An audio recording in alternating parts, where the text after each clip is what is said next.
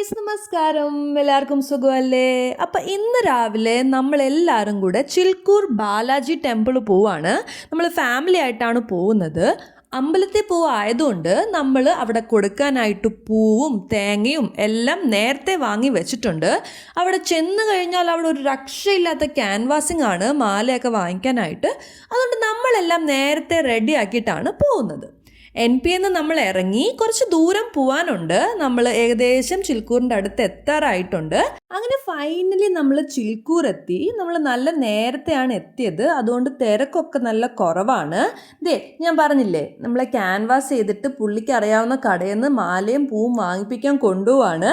ചിൽക്കൂർ എത്തിക്കഴിഞ്ഞാലുള്ള ആദ്യത്തെ കാഴ്ചയാണിത്. ഇങ്ങനെ ആരെങ്കിലും നമ്മുടെ പുറകെ വന്നിട്ട് അവരുടെ മാലയും തേങ്ങയും വാങ്ങിപ്പിക്കാൻ വേണ്ടിയിട്ട് പുറകെ കൂടും. ഈ അമ്പലത്തിൽ നമ്മൾ ആകെ കൊടുക്കുന്നത് ഈ പൂമാലയും പിന്നെ 2 തേങ്ങയുമാണ്.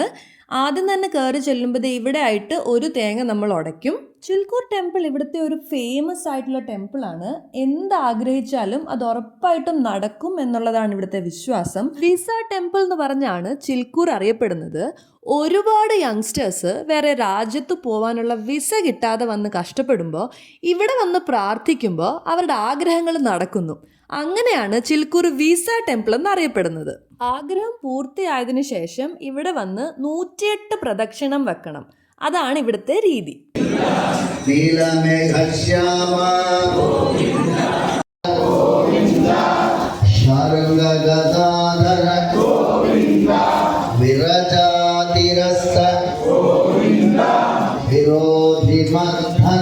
ഒരുപാട് പ്രാവശ്യം ഈ അമ്പലത്തിൽ വന്നിട്ടുണ്ടെങ്കിലും ഞാനിതുവരെ പ്രദക്ഷിണം വെച്ചിട്ടില്ല.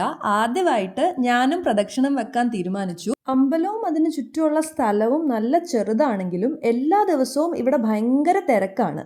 ഈ ആളുകളൊക്കെയും അവരുടെ ആഗ്രഹങ്ങൾ സാധിച്ചതിന് ശേഷമാണ് ഇവിടെ വന്ന് പ്രദക്ഷിണം വെക്കുന്നത്. എന്തുമാത്രം ആൾക്കാരാണ് ഈ വിശ്വാസത്തിൻ്റെ പേരിൽ ഇവിടെ വരുന്നു എന്നുള്ള ഫാക്ട് എനിക്ക് നല്ല എക്സൈറ്റിംഗ് ആയിരുന്നു. അങ്ങനെ പ്രദക്ഷിണമൊക്കെ കഴിഞ്ഞ് ഞങ്ങൾ കുറേ നേരം അവിടെ ഇരുന്നു. അവസാനം നമുക്ക് പ്രസാദം കിട്ടി. റവ കേസരിയാണ് ഇവിടുത്തെ പ്രസാദമായിട്ട് നമുക്ക് കിട്ടിയത്. അങ്ങനെ അതും കഴിച്ചിട്ട് നമ്മൾ ഇറങ്ങി. ഇനിയാണ് എൻ്റെ മോസ്റ്റ് ഫേവറേറ്റ് പാർട്ട്. എപ്പോൾ ചിൽക്കൂർ വന്നു കഴിഞ്ഞാലും പ്രാർത്ഥിച്ച് ഇറങ്ങിയതിന് ശേഷമുള്ള ഈ സോണാണ് എൻ്റെ ഏരിയ. ഇവിടെ ഒത്തിരി കൈൻഡ് ഓഫ് കമ്മൽ, മാല, കീ ചെയിൻ അങ്ങനെയുള്ള സാധനങ്ങളുണ്ട്. എനിക്കിത് കണ്ടു കഴിഞ്ഞാൽ തന്നെ എല്ലാം വാങ്ങിക്കാൻ തോന്നും. ഞാൻ എപ്പോഴും എന്തെങ്കിലുമൊക്കെ ഇവിടുന്ന് വാങ്ങിക്കാറുണ്ട്. വേറെ എവിടെയും കിട്ടാത്ത എന്തെങ്കിലും സാധനം ഉണ്ടോയെന്ന് ചോദിച്ചാൽ ഇല്ല.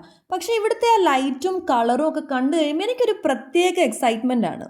ഇത് കണ്ടോ, ഇങ്ങനത്തെ കുഞ്ഞു കുഞ്ഞു കളിപ്പാട്ടങ്ങൾ എനിക്ക് ഭയങ്കര ഇഷ്ടമാണ്. ഇപ്രാവശ്യം ഒരു ഫാനാണ് എനിക്ക് കിട്ടിയത്. പിന്നെ കുറേ variety of bangles, year rings, വിളക്കുകൾ എന്തെങ്കിലുമൊക്കെ ഞാൻ ഇവിടുന്ന് വാങ്ങാറുണ്ട്. അങ്ങനെ ചിൽക്കൂർ വിസിറ്റ് കഴിഞ്ഞു. നല്ല വിശപ്പുണ്ട്. നമ്മളിനിയിപ്പോൾ എന്തെങ്കിലും കഴിക്കട്ടെ. അപ്പോൾ ശരി, tata, see you until next time, by.